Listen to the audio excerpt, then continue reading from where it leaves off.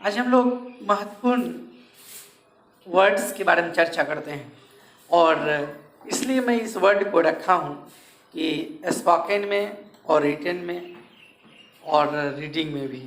और ये जो वर्ड्स मैं आपको दिया हूँ लगभग परीक्षा में पूछे गए प्रश्नों में से पूछे गए शब्दों में से एक है, ठीक है।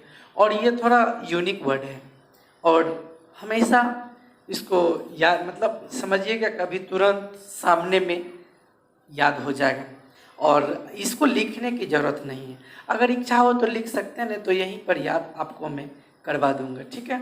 तो आइए देखते हैं। ए गाला डे, ए गाला डे, ठीक है ना। ए गाला डे मतलब आनंद उत्सव का दिन।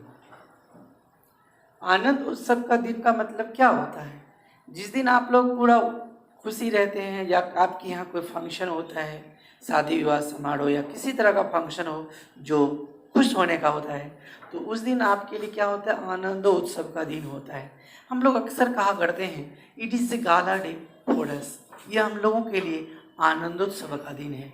जब ये आप याद रखिएगा, जब आप भाषण देने के लिए जाते हैं, स्पीच देने के लिए जाते हैं, तो उस समय में शुरुआत जो स्पोकन का कीजिएगा उसमें क्या, it is a gala day for us because sir has given me this golden opportunity. तो गाला डे का मतलब आनंद उत्सव का दिन, खुशी का दिन, आनंद उत्सव का दिन। तो इस सीरीज 3 है। इस तरह से हम लोग बढ़ते रहेंगे लगातार। बहुत काम है, काम का अंत नहीं है। एक टॉम बॉय शब्द होता है, Tom boy. Tom boy, Tom boy का क्या होता है? टॉम बॉय मतलब ये टॉम बॉय का मतलब होता है ऐसा लड़की जो लड़का की तरह व्यवहार करे, जो लड़की की तरह, जो लड़का की तरह दिखे, लड़का की तरह व्यवहार करे। ऐसा लड़की जो लड़का की तरह व्यवहार करे या दिखे।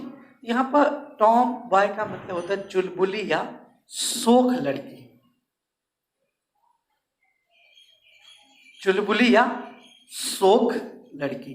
इसका मतलब दोनों हिंदी में बता दिया। टॉम बॉय मतलब चुलबुली या शोख लड़की, या ऐसा लड़की जो लड़का की तरह व्यवहार करे या दिखे। एक चीज मैं यहाँ पर बताना चाहूँगा, निश्चित रूप से याद रखिएगा। आपके दोस्त लोग आपसे अगर मजाक करेंगे तो वो आपको क्या बोलेंगे? You are a tomboy. तो आप याद रखिएगा, उस समय में सजग हो जाइएगा। वह मजाक जो कर रहा है तुरंत कहना, तुम मुझसे मजाक क्यों कर रहे हो।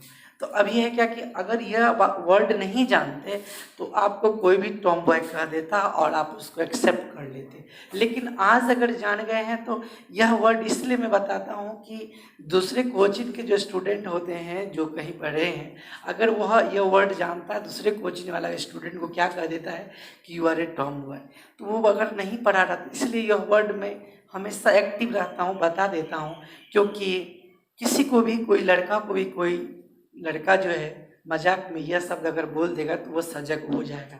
इसलिए इस वर्ड पर थोड़ा ध्यान रखिएगा।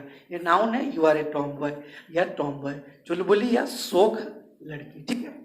The apple of one's eyes, ये भी वर्ड बहुत महत्वपूर्ण है। तो ऊपर वाला तो बहुत महत्वपूर्ण था, सेकंड वाला भी। थर्ड वाला आप लोग अपने भाई या बहन को कहते हैं जो बहुत प्यारा होता है, आप उसको क्या कहते हैं? You are the apple of my eyes. यहाँ वंस का जो प्रयोग किया गया है, वंस का मतलब यहाँ पर पॉजेसिव एडजेक्टिव आएगा, जिससे कि तुम मेरे आंखों के तारे हो।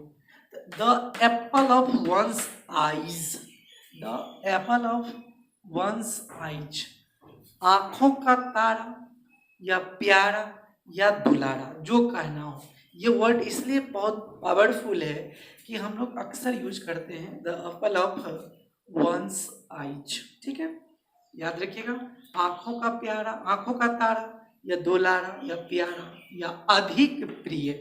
यहाँ पर मैं क्लियर करके लिख दिया हूँ, कोई दिक्कत नहीं।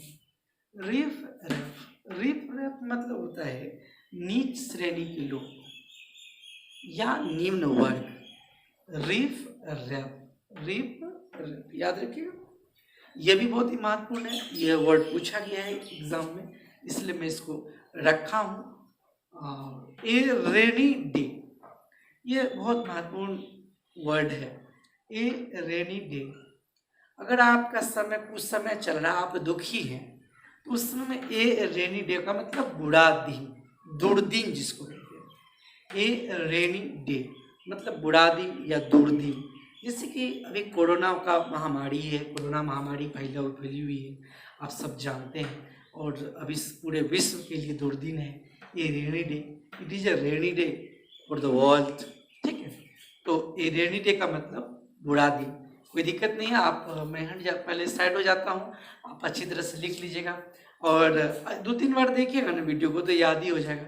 ए रेनी डे, बुरा दिन या दुर्दिन, ए रेनी डे याद रखिएगा, भूलिएगा नहीं कभी। ए रेनी डे बहुत फेमस वर्ड है। रेनी डे, गाला डे, आनंदो उत्सव का दिन रहेगा तो गाला डे, या दुर्दिन रहेगा तो रेनी डे, याद रखिएगा। ऐसे भी रेन मतलब वर्षा होता है, जानते हो, वर्षा होना होता है, और उसमें रेनी आ गया तो वर्षा के दिन तो बढ़िया दिन नहीं होता है। एक ट्रिक मैं आपको बताया, ये रेनी डे का मतलब बुरा दिन या दुर्दिन। आयरन व्हील, आयरन व्हील क्या है? आयरन व्हील, दृढ़ निश्चय या दृढ़ संकल्प। अपने लोग कहते हैं ना कि जो आयरन मतलब लोहा, व्हील मतलब इच्छा। कोई कोई विद्यार्थी ऐसा होता है जो बहुत गरीब रहता है, इतना मेहनती होता है कि मैं मतलब 2-3 दिन पहले घटना हूँ, एक मतलब कोई बता रहे थे मुझे कि एक स्टूडेंट जीरो से गया और आज बहुत बड़ा ऑफिसर बन गया। तो इतना कहते ना, you are an iron wheel, तुम दृढ़ निश्चयी हो, दृढ़ संकल्पी हो। मतलब आयरन व्हील मतलब इतना, मतलब इच्छा, इतना निश्चय, दृढ़ निश्चय कि लोहा की तरह। मतलब यह आयरन व्हील फ्रेज है, इडियम एंड फ्रेज है, इसको आपको याद रखना होगा। ऐसा हिंदी मतलब आपको ट्रिक बताया कि किस तरह से याद रखें आयरन व्हील। कभी आप मतलब स्पोकन कर रहे हैं इंग्लिश में, तो आप कह सकते हैं कि my teacher is an iron wheel, therefore he did a lot of work for the world. इस तरह से एक कॉक एंड बुल स्टोरी याद रखिएगा। एक कॉक, कॉक मतलब मुर्गा होता है, जानते हैं, एक कॉक एंड बुल स्टोरी। लेकिन ये फ्रेज है, इसका मीनिंग अलग होता है। एक कॉक एंड बुल स्टोरी, नानी की कहानी या काल्पनिक कहानी या मन गढ़ंत कहानी। आजकल स्टूडेंट तुरंत कहानी बना के आपको बोल देगा, कहानी बना के अगर तुरंत बोल देगा तो आप कहिएगा कि रे पगला, ये तो कहानी जो तुम्हारा है क्या कहते हैं, it is a cock and bull story, it is a cock and bull story. तुम्हारी जो कहानी वो कैसा है, यह नानी कहानी है, काल्पनिक मडगढ़ंत, इसमें कुछ नहीं है। याद रखिएगा। देखिए सब वर्ड कितना पावरफुल है, अगर पहली बार पढ़ रहे होंगे तो सब वर्ड आपके लिए बेनिफिट। और याद रखिए जो एसएससी के या जो पीओ, अगर जितने भी जनरल कंपटीशन के स्टूडेंट होंगे, मेरे ख्याल से जनरल जो कंपटीशन के स्टूडेंट होंगे, अगर जो मैं बता रहा हूँ, मेरे ख्याल से सब लोग जानते होंगे। अगर जानते थे तो बहुत बढ़िया बात है, नहीं जानते तो आज के बाद फिर दूसरा का नहीं रहना चाहिए, अपना होना चाहिए। कहने का मतलब है यह बुक का नहीं रहना चाहिए, बुक में लिखा हुआ नहीं।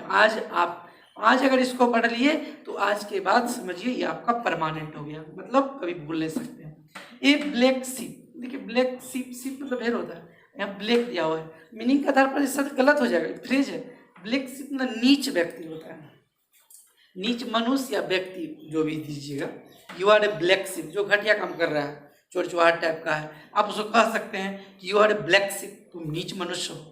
ए फास्ट लाइफ, ब्लैक शिप याद रहेगा ना, ब्लैक शिप नीच मनुष्य, नीच व्यक्ति, कॉक एंड बुल स्टोरी नानी कहानी, मडगढ़ंत कहानी, मेरे ख्याल से सब याद हो गया होगा। आइए अब चलते हैं ए फास्ट लाइफ के बारे में।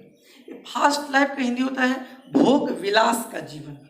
अभी बहुत विद्यार्थी के मन में रहता है भोग विलास वाला जीवन, इसको बहुत पैसा है, मान के चलिए, शराब पीता है, मांस खाता है, और पूरा यहाँ आनंद मतलब जो है पूरा जीवन जो है काम नहीं करता है, बैठ के पूरा खाता है। तो इस तरह के जो लोग होते हैं उसका वो भोग विलास का जीवन जीते नहीं कहते हैं। अगर कोई बहुत पैसा वाला आदमी कोई काम नहीं करता है, दूसरे पर खाली दूसरे पर केवल जो है दबाव डालता है और दूसरे पर दादागिरी दिखाता है, जमाता है, ये फास्ट लाइफ मतलब ऐसा व्यक्ति जो दूसरे पर दादागिरी जमाता हो और एकदम मतलब शराब पीता खाता है, कोई काम नहीं करता है, तो उसी को भोग विलास वाला जीवन, ए फास्ट लाइफ। कहने का मतलब है you are leading a fast life, तुम भोग विलास वाला जीवन जी रहे हो। ये बिग गन मतलब बड़ा आदमी। अब एक बात बताइए, गन लगा हुआ है, कोई स्टूडेंट अगर फ्रेज है, अगर कोई स्टूडेंट ऐसे, अगर आप बंदूक के बारे में बात करेंगे तो ठीक है, लेकिन अगर फ्रेज के बारे में बात करेंगे तो यहाँ पर ए बिग गन मतलब बड़ा आदमी। अगर ये बिग गन अगर फ्रेज अगर किसी को कहते योर बिग गन, अगर वो फ्रेज नहीं जानता तो आपको जरूर पीटेगा कि तो हमको बड़ा बंदूक बोलेगा। तो अगर याद रखिएगा ये फ्रेज अगर जान गए हैं और अगर यूज करते हैं तो ऐसे मतलब तो फिर प्रॉब्लम नहीं है और आपको जानना भी चाहिए। इस तरह के अनेकों शब्द हम आपको जरूर बताएंगे और आगे जो है हर सेंटेंस तो बता ही दिए, आगे मैं जितना भी क्या कहते हैं वर्ड लिखूंगा सबका सेंटेंस और भी विस्तार से बताऊंगा इस तरह से। तो इसको अच्छी तरह से आप तैयारी करके रखिएगा, बढ़िया से याद करके रखिएगा, आगे लगातार वर्ड देते रहेंगे।